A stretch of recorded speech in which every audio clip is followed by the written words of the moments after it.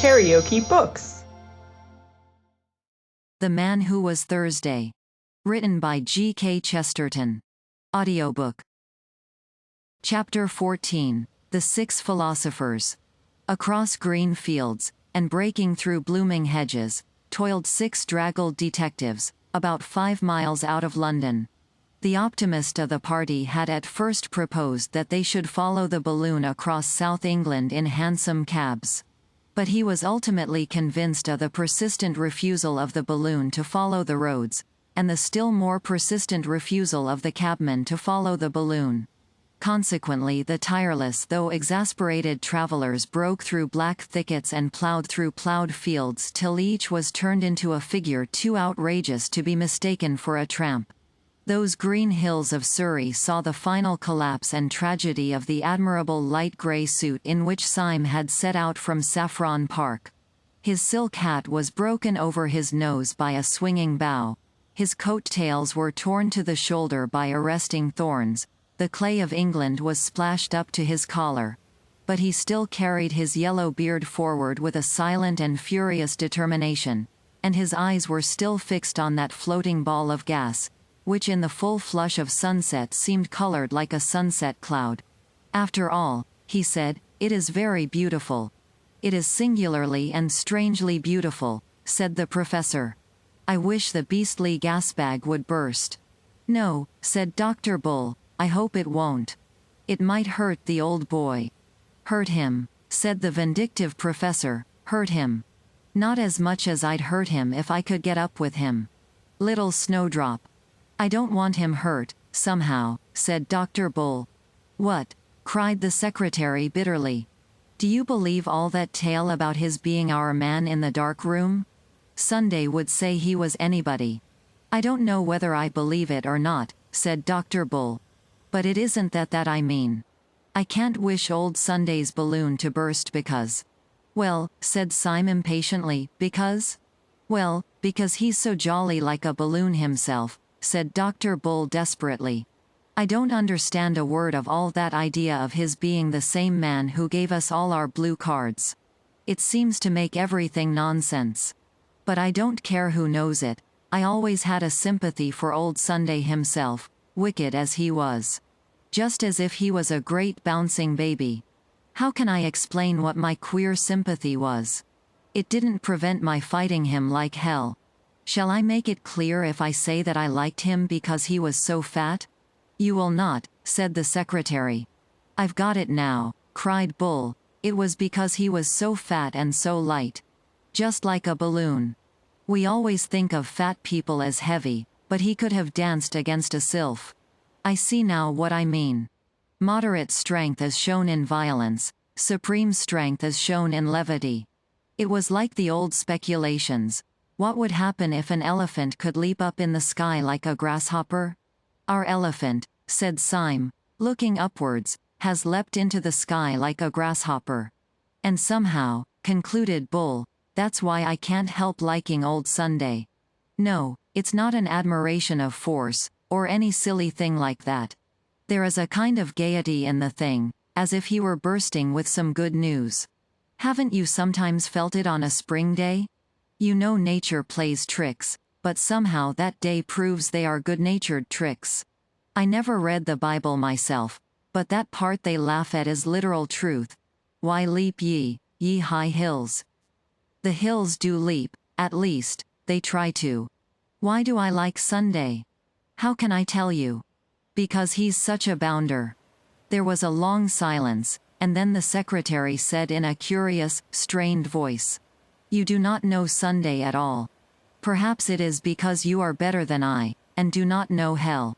I was a fierce fellow, and a trifle morbid from the first. The man who sits in darkness, and who chose us all, chose me because I had all the crazy look of a conspirator, because my smile went crooked, and my eyes were gloomy, even when I smiled. But there must have been something in me that answered to the nerves in all these anarchic men. For when I first saw Sunday he expressed to me, not your airy vitality, but something both gross and sad in the nature of things. I found him smoking in a twilight room, a room with brown blind down, infinitely more depressing than the genial darkness in which our master lives. He sat there on a bench, a huge heap of a man, dark and out of shape. He listened to all my words without speaking or even stirring. I poured out my most passionate appeals, and asked my most eloquent questions. Then, after a long silence, the thing began to shake, and I thought it was shaken by some secret malady. It shook like a loathsome and living jelly. It reminded me of everything I had ever read about the base bodies that are the origin of life, the deep sea lumps and protoplasm. It seemed like the final form of matter, the most shapeless and the most shameful. I could only tell myself, from its shudderings, that it was something at least that such a monster could be miserable. And then it broke upon me that the bestial mountain was shaking with a lonely laughter, and the laughter was at me. Do you ask me to forgive him that? It is no small thing to be laughed at by something at once lower and stronger than oneself. Surely you fellows are exaggerating wildly, cut in the clear voice of Inspector Ratcliffe. President Sunday is a terrible fellow for one's intellect, but he is not such a Barnum's freak physically as you make out. He received me in an ordinary office, in a grey check coat, in broad daylight. He talked to me in an ordinary way. But I'll tell you what is a trifle creepy about Sunday. His room is neat, his clothes are neat, everything seems in order, but he's absent-minded. Sometimes his great bright eyes go quite blind. For hours he forgets that you are there. Now absent-mindedness is just a bit too awful in a bad man. We think of a wicked man as vigilant. We can't think of a wicked man who is honestly and sincerely dreamy, because we daren't think of a wicked man alone with himself.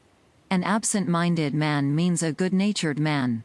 It means a man who, if he happens to see you, will apologize. But how will you bear an absent-minded man who, if he happens to see you, will kill you? That is what tries the nerves, abstraction combined with cruelty. Men have felt it sometimes when they went through wild forests, and felt that the animals there were at once innocent and pitiless. They might ignore or slay. How would you like to pass 10 mortal hours in a parlor with an absent-minded tiger? And what do you think of Sunday, Gogol? Asked Syme. I don't think of Sunday on principle, said Gogol simply, any more than I stare at the sun at noonday. Well, that is a point of view, said Syme thoughtfully. What do you say, Professor? The professor was walking with bent head and trailing stick, and he did not answer at all. Wake up, Professor, said Syme genially. Tell us what you think of Sunday.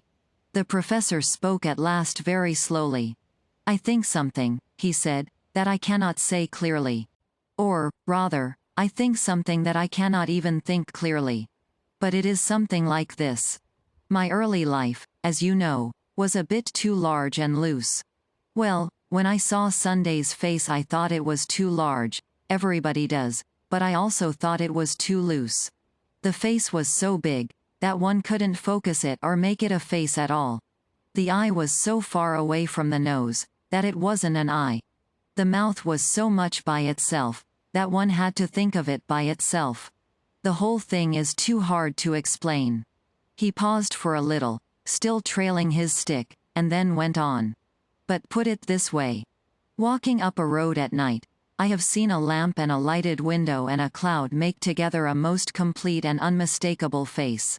If anyone in heaven has that face I shall know him again. Yet when I walked a little farther I found that there was no face, that the window was 10 yards away, the lamp 100 yards, the cloud beyond the world. Well, Sunday's face escaped me. It ran away to right and left, as such chance pictures run away. And so his face has made me, somehow, doubt whether there are any faces. I don't know whether your face, Bull, is a face or a combination in perspective. Perhaps one black disk of your beastly glasses is quite close and another 50 miles away. Oh, the doubts of a materialist are not worth a dump. Sunday has taught me the last and the worst doubts, the doubts of a spiritualist. I am a Buddhist, I suppose, and Buddhism is not a creed, it is a doubt. My poor dear Bull, I do not believe that you really have a face. I have not faith enough to believe in matter. Syme's eyes were still fixed upon the errant orb, which, reddened in the evening light, looked like some rosier and more innocent world. Have you noticed an odd thing, he said, about all your descriptions? Each man of you finds Sunday quite different, yet each man of you can only find one thing to compare him to, the universe itself. Bull finds him like the earth in spring, Gogol like the sun at noonday. The secretary is reminded of the shapeless protoplasm, and the inspector of the carelessness of virgin forests. The professor says he is like a changing landscape. This is queer, but it is queerer still that I also have had my odd notion about the president, and I also find that I think of Sunday as I think of the whole world. Get on a little faster, Syme, said Bull, never mind the balloon. When I first saw Sunday, said Syme slowly, I only saw his back. And when I saw his back, I knew he was the worst man in the world. His neck and shoulders were brutal, like those of some apish god. His head had a stoop that was hardly human, like the stoop of an ox. In fact, I had at once the revolting fancy that this was not a man at all, but a beast dressed up in men's clothes. Get on, said Dr. Bull. And then the queer thing happened. I had seen his back from the street, as he sat in the balcony. Then I entered the hotel, and coming round the other side of him, saw his face in the sunlight. His face frightened me, as it did everyone, but not because it was brutal, not because it was evil. On the contrary, it frightened me because it was so beautiful, because it was so good. Syme, exclaimed the secretary, are you ill? It was like the face of some ancient archangel, judging justly after heroic wars.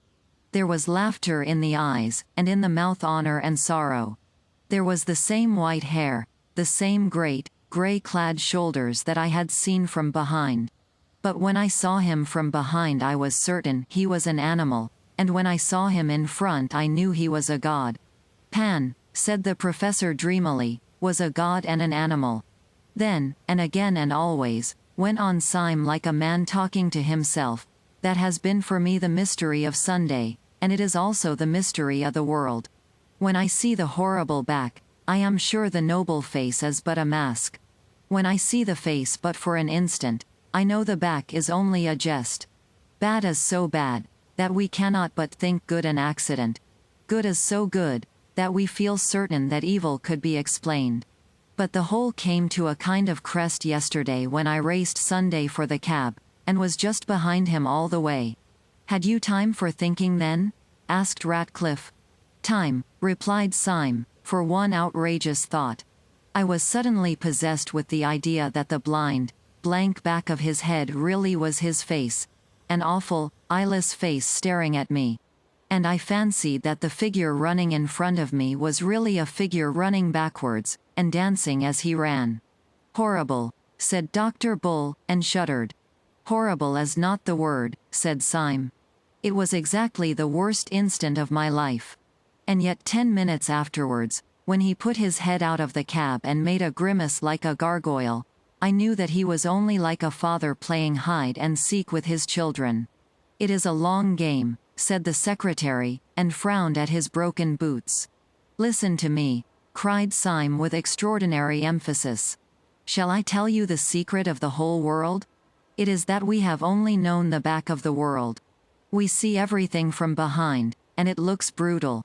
That is not a tree, but the back of a tree. That is not a cloud, but the back of a cloud. Cannot you see that everything is stooping and hiding a face? If we could only get round in front. Look, cried out Bull clamorously, the balloon is coming down.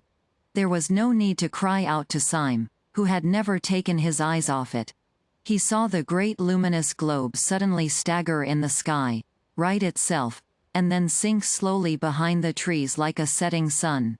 The man called Gogol, who had hardly spoken through all their weary travels, suddenly threw up his hands like a lost spirit.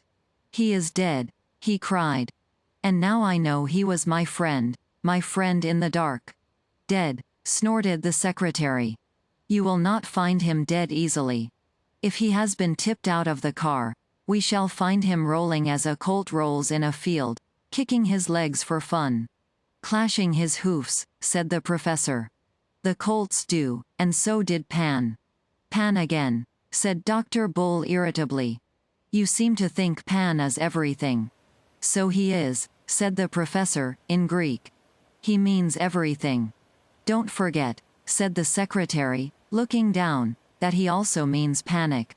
Syme had stood without hearing any of the exclamations. It fell over there, he said shortly. Let us follow it. Then he added with an indescribable gesture. Oh, if he has cheated us all by getting killed. It would be like one of his larks. He strode off towards the distant trees with a new energy, his rags and ribbons fluttering in the wind. The others followed him in a more footsore and dubious manner. And almost at the same moment all 6 men realized that they were not alone in the little field. Across the square of turf a tall man was advancing towards them, leaning on a strange long staff like a scepter. He was clad in a fine but old-fashioned suit with knee breeches. Its color was that shade between blue, violet and gray which can be seen in certain shadows of the woodland. His hair was whitish-gray, and at the first glance, taken along with his knee breeches, looked as if it was powdered. His advance was very quiet, but for the silver frost upon his head, he might have been one to the shadows of the wood. Gentlemen, he said, my master has a carriage waiting for you in the road just by. Who is your master? Asked Syme, standing quite still. I was told you knew his name, said the man respectfully. There was a silence, and then the secretary said, Where is this carriage?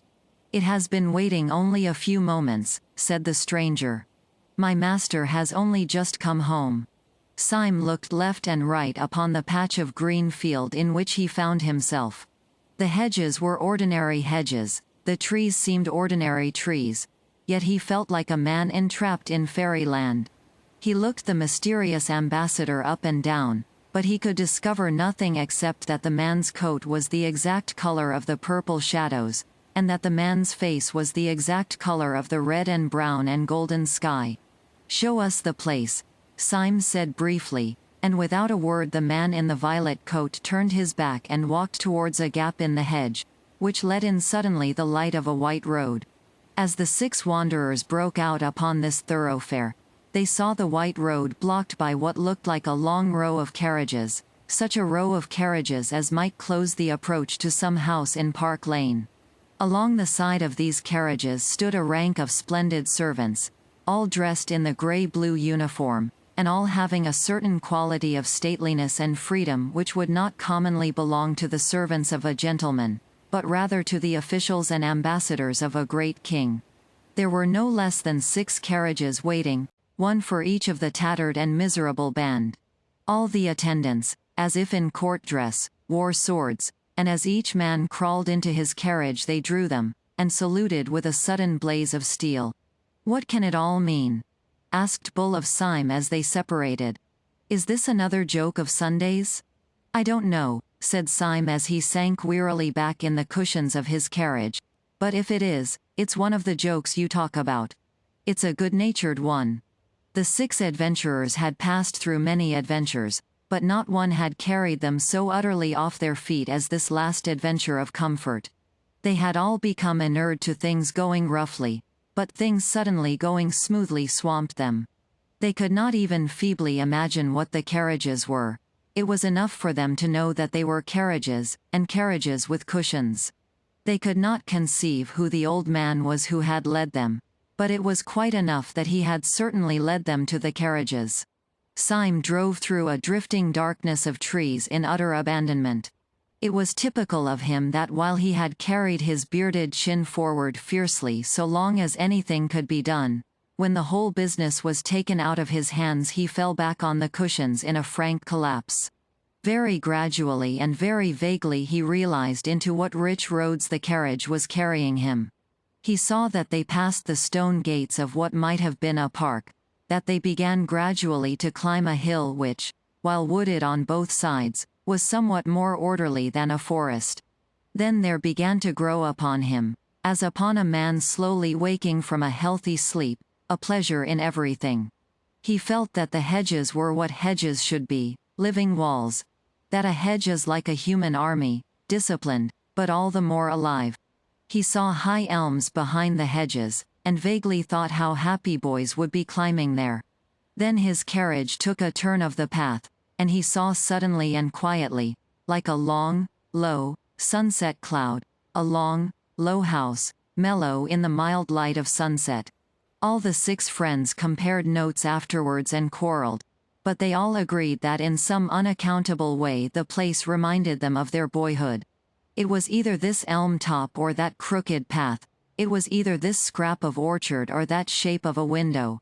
But each man of them declared that he could remember this place before he could remember his mother. When the carriages eventually rolled up to a large, low, cavernous gateway, another man in the same uniform, but wearing a silver star on the gray breast of his coat, came out to meet them. This impressive person said to the bewildered Syme, "Refreshments are provided for you in your room." Syme, under the influence of the same mesmeric sleep of amazement, went up the large oaken stairs after the respectful attendant. He entered a splendid suite of apartments that seemed to be designed specially for him. He walked up to a long mirror with the ordinary instinct of his class, to pull his tie straight or to smooth his hair, and there he saw the frightful figure that he was. Blood running down his face from where the bough had struck him, his hair standing out like yellow rags of rank grass, his clothes torn into long, wavering tatters. At once the whole enigma sprang up, simply as the question of how he had got there, and how he was to get out again. Exactly at the same moment a man in blue, who had been appointed as his valet, said very solemnly, "I have put out your clothes, sir." "Clothes," said Syme sardonically. "I have no clothes except these," and he lifted 2 long strips of his frock coat in fascinating festoons, and made a movement as if to twirl like a ballet girl. "My master asks me to say," said the attendant, "that there is a fancy dress ball tonight, and that he desires you to put on the costume that I have laid out. Meanwhile, sir, there is a bottle of Burgundy and some cold pheasant, which he hopes you will not refuse, as it is some hours before supper." "Cold pheasant is a good thing," said Syme reflectively, "and Burgundy is a spanking good thing. But really I do not want either of them so much as I want to know what the devil all this means, and what sort of costume you have got laid out for me. Where is it?" The servant lifted off a kind of ottoman a long peacock blue drapery, rather of the nature of a domino, on the front of which was emblazoned a large golden sun, and which was splashed here and there with flaming stars and crescents. "You're to be dressed as Thursday, sir," said the valet somewhat affably. "Dressed as Thursday," said Syme in meditation. "It doesn't sound a warm costume." "Oh, yes, sir," said the other eagerly, "the Thursday costume is quite warm, sir. It fastens up to the chin." "Well, I don't understand anything," said Syme, sighing. "I have been used so long to uncomfortable adventures that comfortable adventures knock me out. Still, I may be allowed to ask why I should be particularly like Thursday in a green frock spotted all over with the sun and moon. Those orbs, I think, shine on other days.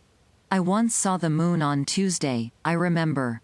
"Beg pardon, sir," said the valet. "Bible also provided for you," and with a respectful and rigid finger he pointed out a passage in the 1st chapter of Genesis. Syme read it wondering. It was that in which the 4th day of the week is associated with the creation of the sun and moon. Here, however, they reckoned from a Christian Sunday. "This is getting wilder and wilder," said Syme, as he sat down in a chair. "Who are these people who provide cold pheasant and Burgundy, and green clothes and Bibles?